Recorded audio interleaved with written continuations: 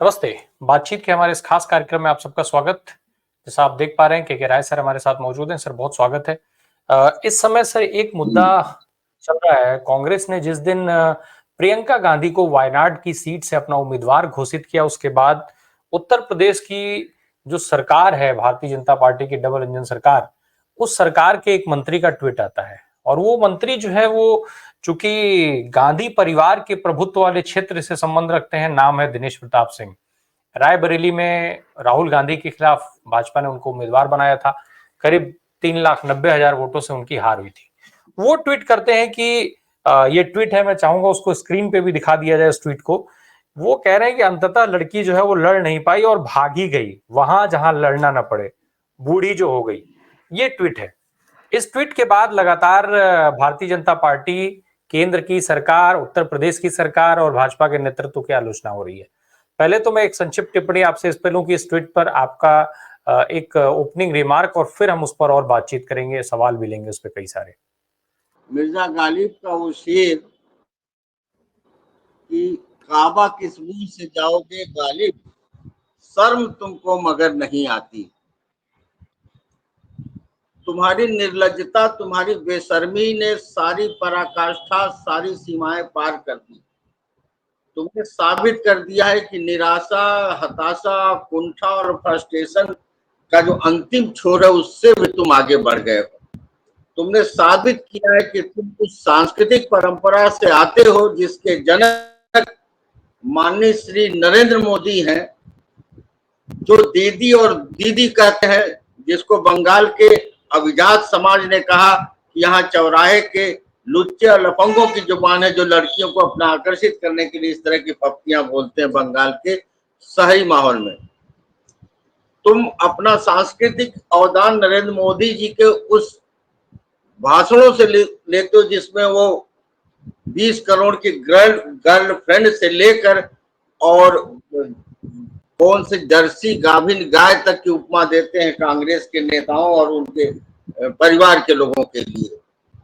ये आदमी इतना डरा हुआ है और इस डर के पीछे इसकी पूरी पार्टी का डर है। ये 4 लाख वोटों से हारने वाले शख्स को इस बात का भय सता रहा है कि संसद में पांव रखते ही लोकसभा की धरती हिलने लगेगी भाजपा के संदर्भ में। पहली बार 10 साल के सेशन में, 10 साल के शासन में अमित शाह को अपने ही स्पीकर से कहना पड़ रहा जब राहुल गांधी के भाषण का जो पूरा एक धुआं फैला वहां पर कि मुझको संरक्षण दीजिए, आप एक तरफा कर रहे हैं, हम लोगों के साथ अन्याय हो रहा है। और पहली बार महुआ मैत्रा ने भाषण शुरू करने के लिए खड़ी हुई तो उन्होंने कहा मोदी जी भागिए मत। और टीवी पे दिखा रहा था स्क्रीन में कि मोदी जी बहुत स्पीड से संसद के बाहर जा रहे थे और कह रहे मेरा भाषण सुन के जाइए। तो राहुल गांधी ने जो ऐतिहासिक परिप्रेक्ष्य निर्मित किया उसका असर हुआ कि अखिलेश जी भी धारा प्रवाह सरकार पे आक्रामक हुए, अभिषेक बनर्जी भी, महुआ मैत्रा भी, कल्याण बनर्जी भी, और जो हमारे साथी थे जो शरद पवार जी की बिटियां हैं उनके अलावा जो कानी मोजी हैं, सबने एक्सेलेंट स्पीच दिया और सरकार के खिलाफ एक माहौल बनाया। और कमल सर, लेकिन ये सारे लोग तो संसद में पहुंच गए हैं। प्रियंका गांधी को तो अभी उम्मीदवार बनाया गया है, तो क्या प्रियंका गांधी अभी संसद तो पहुंची नहीं है? फिर डर किस चीज से लग रहा है? क्या अभी संसद पहुंचने से पहले ही ये जो दहशत आप कह रहे हैं वो अभी से क्यों डर रही है आखिर भाजपा? इसी एहसास से इनकी नींद हराम, इसी एहसास से इनका भाषा, इनका व्याकरण बिगड़ रहा है कि दुनिया की कोई ताकत प्रियंका गांधी को संसद में जाने से रोक नहीं सकती। और इस चाटुकार को यह बताने की जरूरत है कि प्रियंका गांधी रायबरेली और अमेठी से नहीं भागी। प्रियंका गांधी के ही बूते की बात है कि जिसको तुम लोगों ने कहा, बहन स्मृति ईरानी कहती रही कि हम राहुल को लड़ना था और अपने नौकर को लड़ा दिया। राजनीतिक भाषा में किशोरी लाल शर्मा को नौकर कह रही थी और इनको भी प्रियंका को कह रही थी कि घर के नौकर को लड़ा दिया। प्रियंका ने 18 मीटिंगें करके अमेठी की फिजा बदल दी। उनको लग रहा है कि जो लड़की चौराहे पे खड़ा होके पूरे सियासत की किस्मत बदल सकती है, वो लड़की जब संसद में खड़ी होगी तो संसदीय गणतंत्र में जो ये काला अध्याय है 10 साल का, उसको टुकड़े टुकड़े में बिखरते हुए वो देखेगी। सारे के साथ देखिए, राहुल गांधी बहुत अच्छे स्पीकर हैं, लेकिन राहुल गांधी बहुत आइडियोलॉजिकल बातें करते हैं। राहुल गांधी कल की राजनीति को भी आज के भाषण में समेटे रहते हैं। प्रियंका गांधी एक मास स्पीकर है, बहुत पॉपुलर स्पीकर। प्रियंका गांधी की भाषा में जो लय है, जो तारतम्य है, वो राहुल गांधी के बनस्पति पब्लिक को ज्यादा अपीलिंग लगती है। तो ये जो बेस्ट कम्युनिकेटर बने हुए थे 10 साल से, जो अब लोगों का नाम भूल जा रहे हैं, जो कौन इनका मुख्यमंत्री है, कौन इनका वित्त मंत्री है, पहचानने से उनको दिक्कत हो रही है। उनसे बड़ी रियल बेस्ट कम्युनिकेटर वायनाड के जरिए संसद में उतरने जा रही है। ये सारा का सारा जो फ्रस्ट्रेशन है दिनेश प्रताप सिंह का, दिनेश प्रताप सिंह तो अब सारा जीवन तो इन्होंने चाटुकारिता से जो कुछ हासिल किया, कहते हैं कि एक जमाने में कांग्रेस के दरबार के चाटुकार थे वहां रायबरेली में, लेकिन चूंकि सोनिया जी इस तरह के तत्वों को प्रश्रय नहीं देती हैं, तो वो टिक नहीं पाए कांग्रेस में और वो भाजपा में चले गए। और भाजपा में जाकर उनको जैसी उनकी मानसिकता है, जैसा उनके भाषा है, उसी तरह के नेताओं के उनको संस्कार मिले। उसी तरह से ठोक दो और बटोगे तो कटोगे वाले उनको मुख्यमंत्री मिले। उसी तरह से दीदी और दूधी वाले उनके प्रधानमंत्री मिले। तो एक तरह से काजल की कोठरी में बैठकर दिनेश जी से और कुछ उम्मीद नहीं की जा सकती। ये पूरा भाजपा के पतन की, क्योंकि इनको लग रहा है कि हरियाणा में जो इन्होंने तथाकथित जीत हासिल की है, उससे उन्होंने जीत का माहौल नहीं बन पाया। उसका आलम यह हो गया कि अमित शाह को खुद दौड़ दौड़ कर बार बार वहां सरकार अल्पमत में आ जा रही थी। पूरा जोड़ घटाने में लग रहा था कि वो तो 45 का आंकड़ा भी नहीं छू पाएंगे।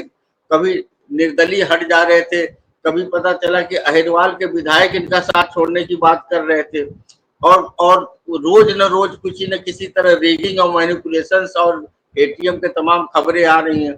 तो हरियाणा का कोई अचीवमेंट नहीं है। इनको सता रही है वायनाड, इनको सता रहे उत्तर प्रदेश में जो 9 सीट को पर चुनाव होने जा रहा है, 9 पे जिनका हार होने जा रहा है। और एक सवाल और है, कोई भी संवैधानिक या कानून की किताब मिल्कीपुर में चुनाव रोकने की बात नहीं कहती।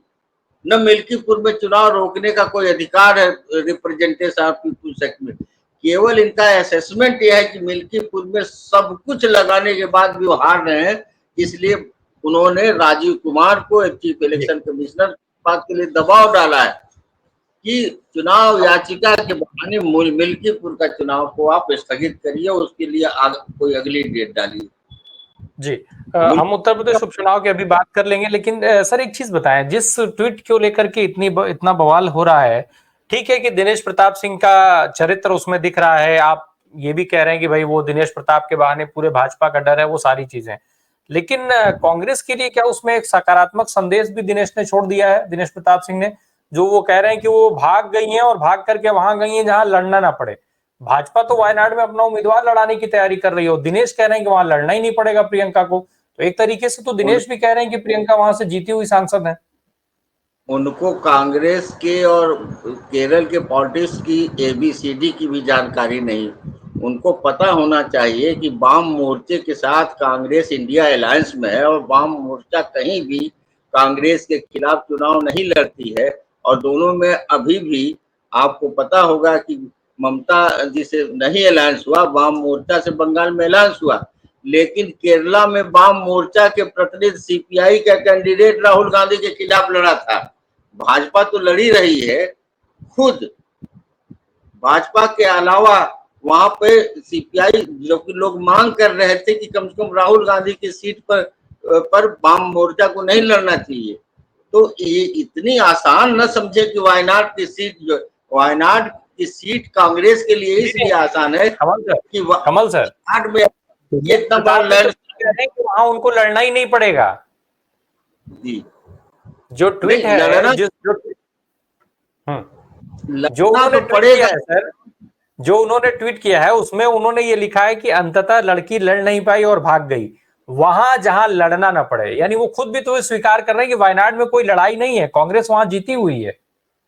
वो तो देखिए उनके सारे दावे इस बात के लिए संकेत दे रहे हैं कि कांग्रेस एक शक्तिशाली राजनीतिक ताकत के रूप में हिंदुस्तान के क्षितिज में एक बार उभर रही है। और उन्होंने क्या कहा, उन्होंने अमेठी के बारे में भी यही कहा था, रायबरेली के बारे में यही कहा था, खाता खोलना मुश्किल हो जाएगा, जमानत जब्त हो जाएगी। लेकिन आज उनकी भाषा कितनी बदल गई है।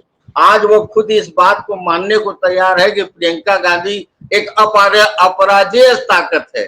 प्रियंका गांधी और कांग्रेस की ताकत के सामने कोई राजनीतिक पार्टी हमारे वायनाड के चुनाव में उनके सामने खड़ा नहीं हो सकता।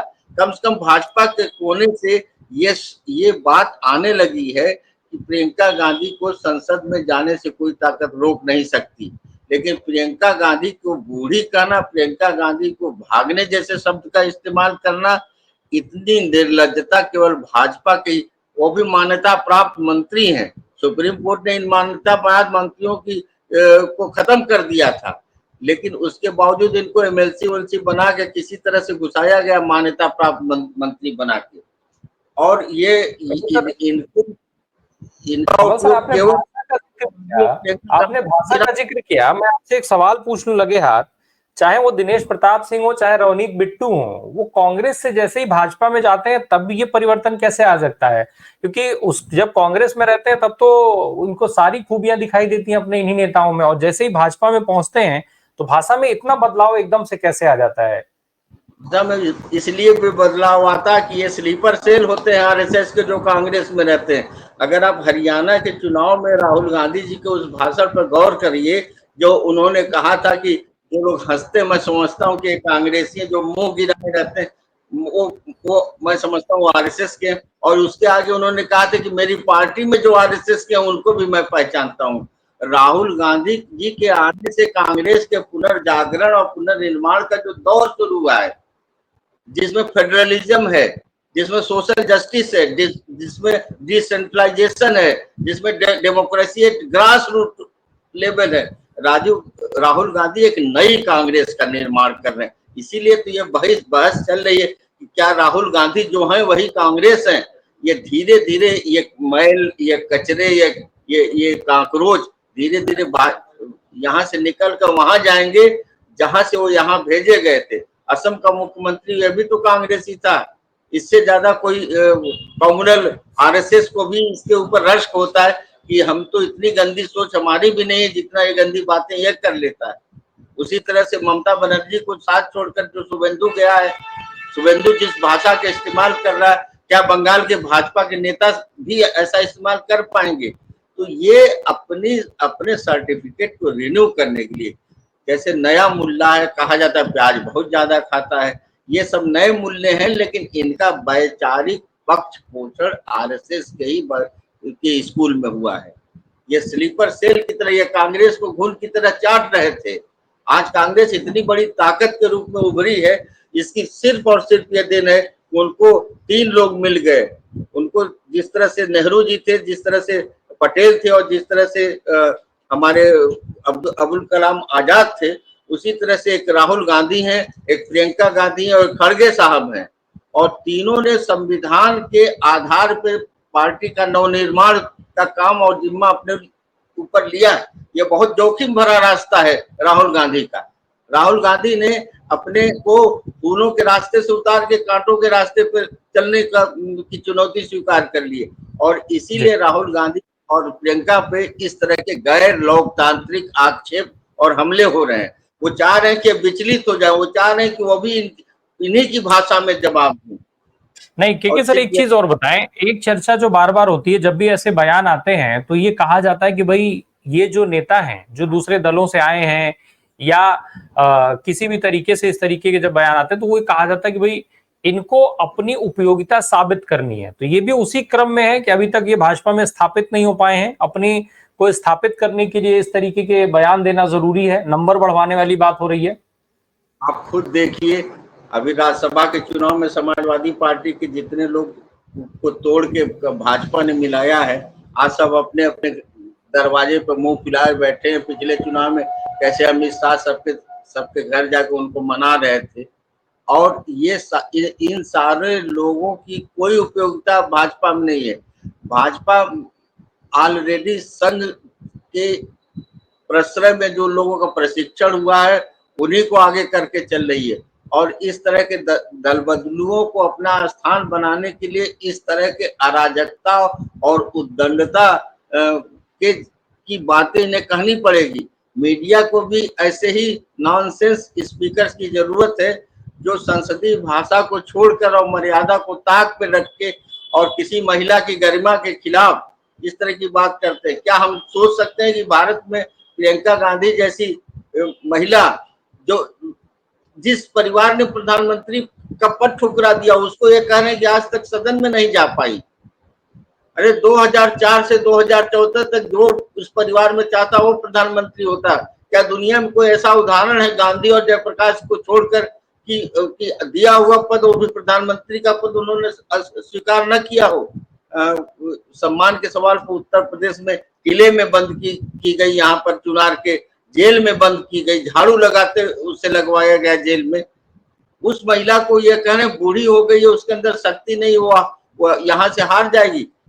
ऐसे व्यक्ति को तो योगी जी में जरा भी, अगर योगी जी बाबा हैं और कोई कहीं किसी मठ के महंत हैं और भारतीय संस्कृति और सभ्यता में इनका जरा भी यकीन है, तो इस आदमी को बर्खास्त करना चाहिए भाजपा से। ये आदमी बिल्कुल अक्षम है।